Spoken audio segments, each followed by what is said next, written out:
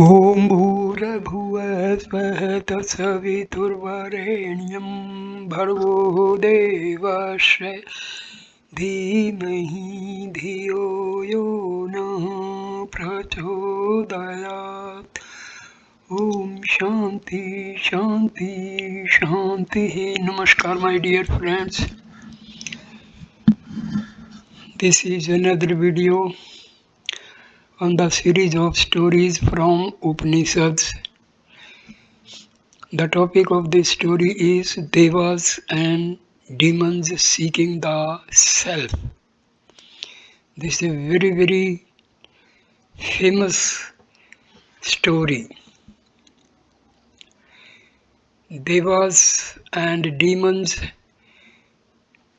they wanted to know about the self, that is the Atma. So representatives of Devta,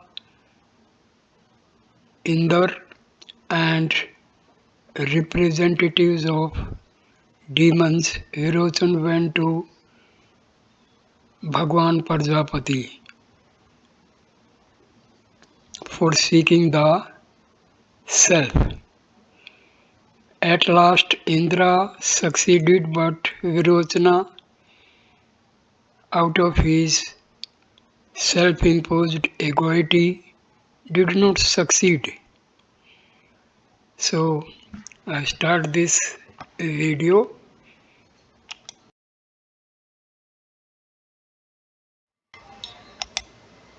It was said of old, the self, which is free from impurities, from old age and death, from grief, from hunger and thirst, which desires nothing but what it ought to desire, and resolves nothing but what it ought to resolve, is to be sought after, is to be inquired about, is to be realized.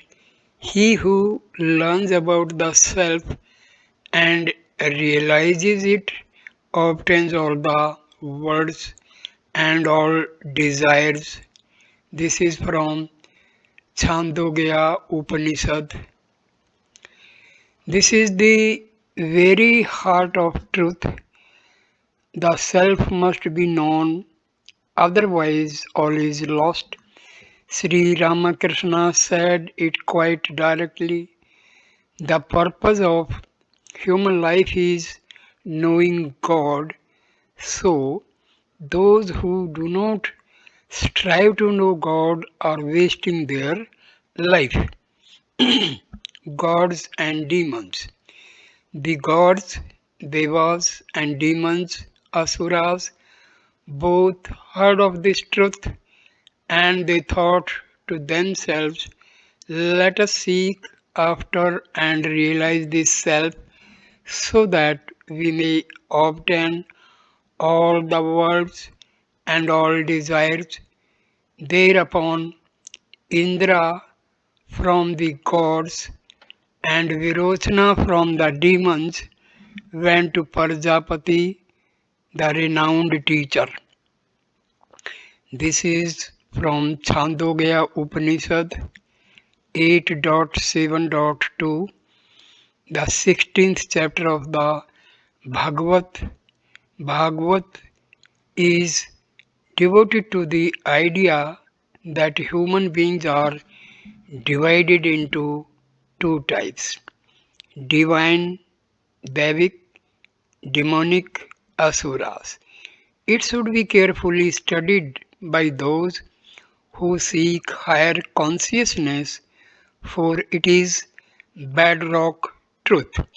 Here in the Upanishad, we are given an exposition of the two natures by means of a story.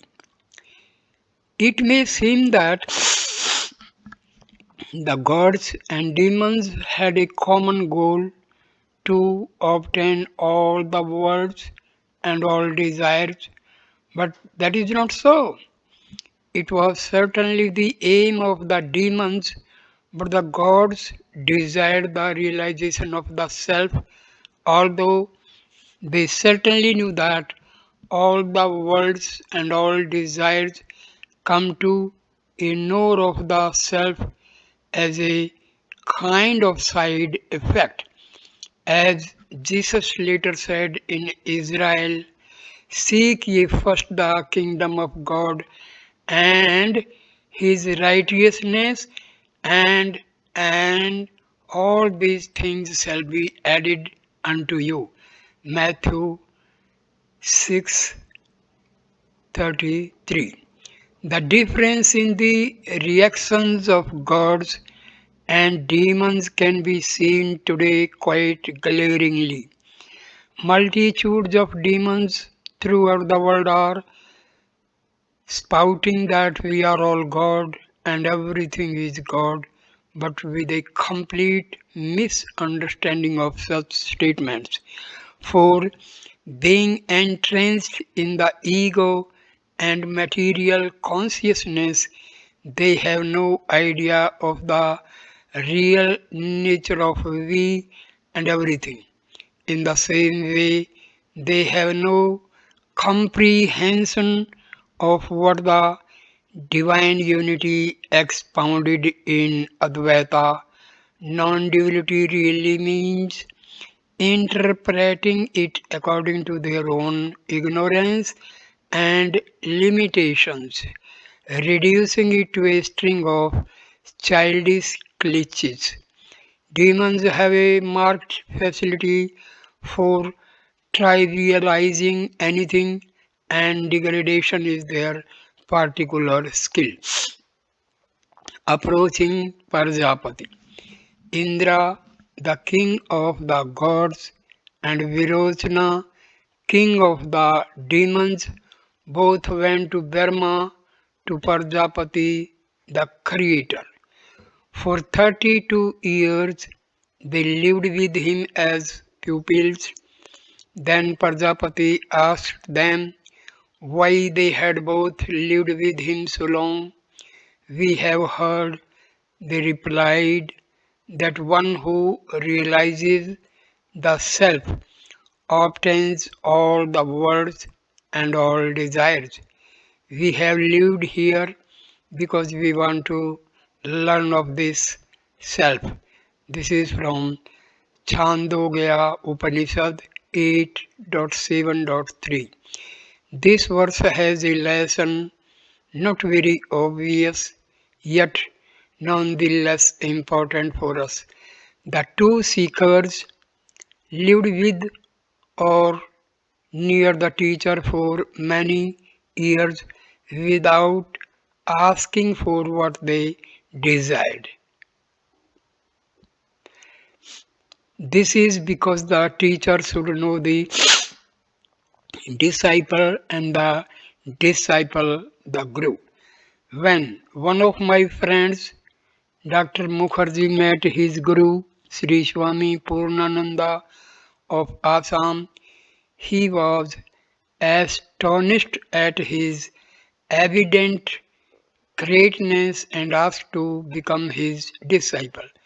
Not now, the master answered. You must come to know me well, and I must know you well. Visit me as often as you can, and live with me for as much time as you can manage. Then, after 3 years of observing each other, we can talk about you learning yoga from me. What a contrast with the drum beating, self promoting gurus of today, including those that pretend to have high standards for accepting disciples, but really try to ensnare everyone their eyes rest upon.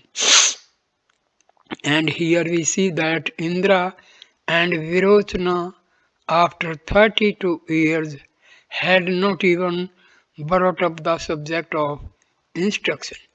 We need not take so long, but we should be very careful and not rush into accepting the teachings of anyone. That is one of the value of books. We can read them and discard them if we find them worthless without any conflict with the teacher. And we can apply them without becoming the teacher's slave or dependent on him. Now, we observe the first step in the discovery of the nature of the self. It is not uncommon in the ancient text for the truth to be presented as a kind of ladder, starting with either a dim perception of the truth or even a complete misunderstanding and leading upward bit by bit until the complete truth is comprehended. Just why this was done has not been said. Perhaps it was to know that even mistaken or partial ideas were to be seen as steps on the way to perfect understanding, or it may have been as a kind of yardstick by which the level of development of a person might be known. On the other hand, it may have been a showing of the logical progression of thought on a subject. However, it may be this account is part of that tradition. The body, the self. Then said Prajapati, that which is seen in the eye, that is the self, that is immortal, that is fearless, and that is Dharma. Sir, inquired the disciples, is that the self which is seen reflected in water or in a mirror? The self is indeed seen reflected in these, was the reply. Then Prajapati added, look at yourselves in the water, and whatever you do not understand, come and tell me about it. Indra and Virochana gazed on their reflections in the water, and returning to the sage, they said, Sir, we have seen the self, we have seen even the hair and the nails. Then Prajapati bade them don their finest clothes and look again in the water. This they did, and returning to the sage, they said, we have seen the self exactly like ourselves, well adorned and in our finest clothes. To which Prajapati rejoined, the self is indeed seen in these. The self is immortal and fearless, and it is Dharma, and the pupils went away well pleased.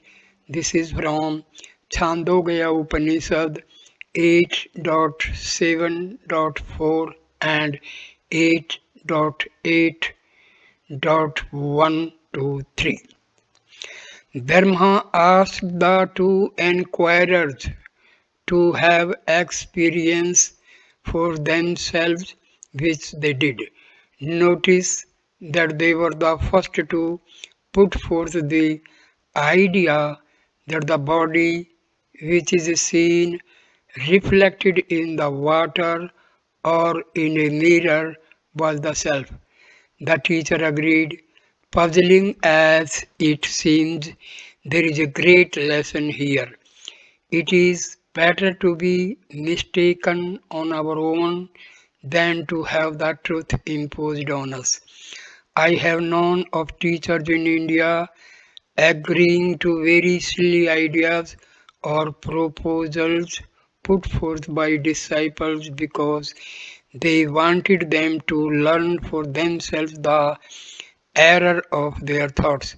This is virtually unique to India and surely one of the reasons why so many disciples have become masters in their own right. It is better for an idea to be ours, even if wrong, than to bow to the belief of another, even if it is more correct. The Gita, chapter 3, stanza 35 says, better one's own dharma, though deficient, than the dharma of another, well performed. The dharma of another invites danger, and this applies to personal philosophy as well. Only when we have the freedom to make wrong conclusions will we develop the capacity for right conclusions. Intellectual integrity is of the utmost necessity. However, most religionists are opposed to it. Indra and Virochana went away well pleased, and this is normal. The whole world is happy in, in delusions and illusions. So, a religion or philosophy that satisfies us, answers all our questions, and in which we are happy may be completely worthless. But we need to discover that for ourselves, though their conclusions were wrong. Twice in this passage, Dharma has told them that Dharma is immortal and fearless. In this way, he planted the seed of truth in their minds. But Prajapati, looking after them, lamented thus, both of them departed without analyzing or discriminating and without truly comprehending the self. Whosoever follows a false doctrine of the self will perish. Now Virochana, satisfied for his part that he had found out the self, returned to the demons and began to teach them that the body alone is to be worshipped, that the body alone is to be served, and that he who worships the body and serves the body gains both worlds, this and the next. Such doctrine is in very truth the doctrine of the demons. Chandogya Upanishad 8.8.4 and 5. The assertion that whosoever follows a false doctrine of the self will perish is crucial. It tells us that thoughts really are things and they lead us to a revelation of their nature. If false, to confusion and delusion, and if true, to the true. Jesus said, according to your faith be it unto you. Matthew chapter 9, stanza 29. Literally, we are creating the world of our personal life sphere. As we think it to be, so it will tend to be, though much depends on the strength of our mind and the intensity put forth in exercising its creative power.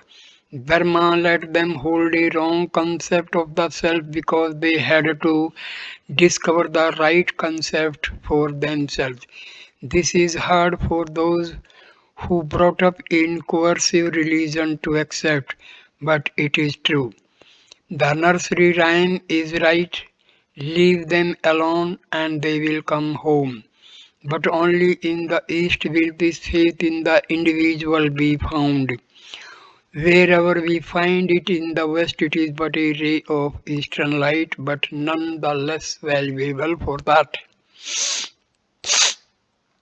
Body worship, which is really only body enslavement, is the faith of those possessing demonic nature and they literally do die for it. When demons think about yoga, it is always Hatha Yoga, Virochana Yoga. The myriads of yoga studios in the West are the haunts of the children of Virochana. But Indra, on his way back to the gods, realized the uselessness of this knowledge. As this self, he reasoned, seems to be well adorned when the body is well adorned, well dressed when the body is well dressed. So, will it be blind when the body is blind, lame when the body is lame, deformed when the body is deformed? When the body dies, the same self will also die. In such knowledge I can see no good. So he returned to Prajapati and asked for further instruction. Prajapati required him to live with him for another 32 years, after which time he taught him thus. Chandogya Upanishad 8.9.1 to 3. In Eastern Christianity, they say that it is the nature of demons to fall and never rise, and of human beings to fall and rise over and over again. In the same way, it is the nature of human demons to adopt an error and hold to it throughout their life. But it is the nature of Davic human beings to keep sifting through their ideas, discarding the ones they discover to be mistaken, and using the ones that are true as steps to even more and higher truth. Since Indra was not a demon, even before he got back to Indraloka, he understood the fallacy of identifying the body with the self. His reasoning is quite clear. So he returned to Burma for another period of time, after which he was again instructed. The astral body, the self. Brahma told him that which moves about in dreams, enjoying sensuous delights, and clothed in glory, that is the self, that is immortal, that is fearless, and that is Brahma. Pleased with what he had heard, Indra again departed, but before he had reached the other gods, he realized the uselessness of this knowledge also. True it is, he thought to himself, that this self is not blind when the body is blind, nor lame or hurt when the body is lame or hurt. But even in dreams, it is conscious of many sufferings. So, in this doctrine also, I can see no good. This is from Chandogya Upanishad 8.10.1 and 2. In the conscious waking state, it is the physical body, including the physical brain, that dominates our consciousness. But in the dream state, it is the astral body and brain that come into function and dominate our awareness. This astral body leaves the physical body at death, so it is usually mistaken for the spirit self by the various religions. But as Indra realized, this cannot be if the definition of the self formulated by the ancient rishis of India is believed to be accurate. We must go a step higher. There is another aspect to this. The astral body is the seat of emotions, and many religious people base their religion on noble and sacred emotions and feelings. This is a grave error and one that causes much trouble. For not only does it not lead to spiritual perception, it often leads downward to base emotions and desires. Wherever emotion holds sway in religion, their moral corruption is bound to lurk. The causal body, the self. So he went back to Prajapati for further instruction. Prajapati now bade him live with him for another 32 years, and when the time had passed, taught him, saying, when a man is sound asleep, free from dreams, and at perfect rest, that is the self. The self is immortal and fearless, and it is Brahma. Indra went away, but before he had reached his home, he felt the uselessness even of this knowledge. In reality, thought he, one does not know oneself as this or as that while asleep. One is not conscious, in fact, of any existence at all. The state of one in deep sleep is next to annihilation. I can see no good in this knowledge either. So once more Indra went back to Prajapati, who bade him stay with him yet 5 years. Chandogya Upanishad 8, 10, 3 and 4, 8, 11, 1, 2, 3. In dreamless sleep, the causal body is dominant, and even in India, there are people who try to identify it with the self and equate the dreamless sleep state with the eternal state of the self. This is because of the extreme subtlety of that condition. Here too, Indra's reasoning is as clear as it is inevitable. This too has another aspect to it. Many people base their religion on ideas, on theology, or what they call higher reason. This too leads away from the perception of spirit and imprisons it in the buddhi, which is meant to be a tool for our seeing beyond external perceptions. This is a kind of golden prison based on the error that the self can be known by the intellect. These people inevitably become coercive, attempting to enlighten everyone they meet, and in time become dry as dust, intellectuals, bored and boring. The self as it is. It is significant that Brahma only required a residence of 5 years this last time. Obviously, Indra is so near the truth that a longer time of purification is not required. And when the time had passed, he made known to him the highest truth of the self, saying, this body is mortal, always gripped by death, but within it dwells the immortal self. This self, when associated in our consciousness with the body, is subject to pleasure and pain, and so long as this association continues, freedom from pleasure and pain can no man find. But as this association ceases, there cease also the pleasure and the pain.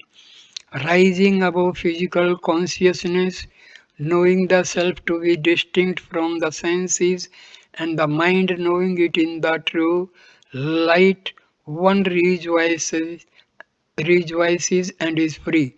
Chandogya Upanishad 8, 12, 1 and 2. This is as inspiring as it is simple. Freedom and bliss, not mere pleasure, are the attributes of the self and of those who know the self. Therefore, Verma concluded his teaching of Indra with these words. The gods, the luminous ones, meditate on the self, and by so doing obtain all the worlds and all desires in like manner.